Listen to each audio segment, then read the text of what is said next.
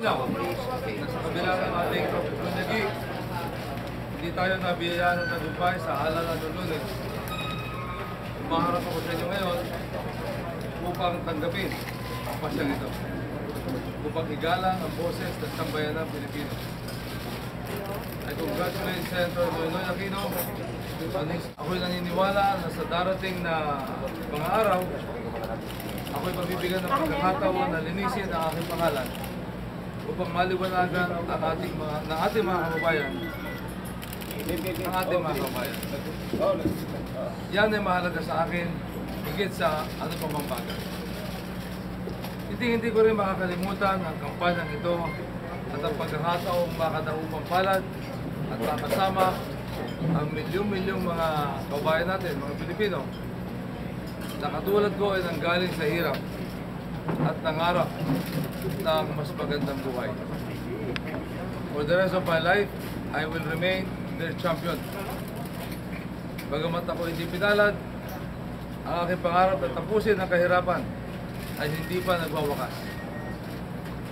Ito ay aking ipagpapatuloy, bagamat sa ibang paraan. To all my fellow nationalista candidates whose fights have not yet concluded, rest assured that I and the Nationalista Party will be behind you until your last vote is counted. Nais kong pasalamatan unang-una ang Panginoon sa patnubay na ibinigay niya sa atin upang magliligtas ang ating pangangampanya itong nakakaraang 3 buwan. Salamat din sa aking pamilya.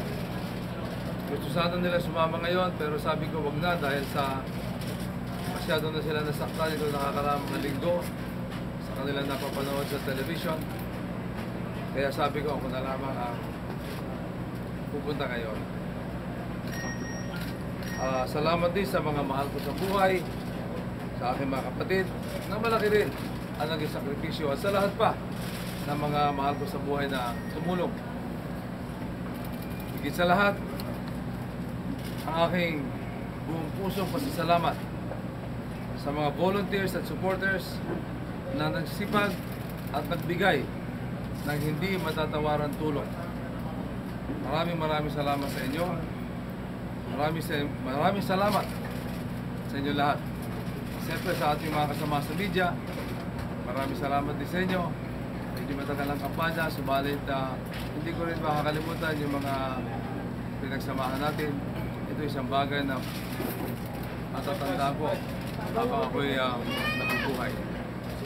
So, sa ating mga kababayan, maraming salamat po. At once again, congratulations sa Noynoy.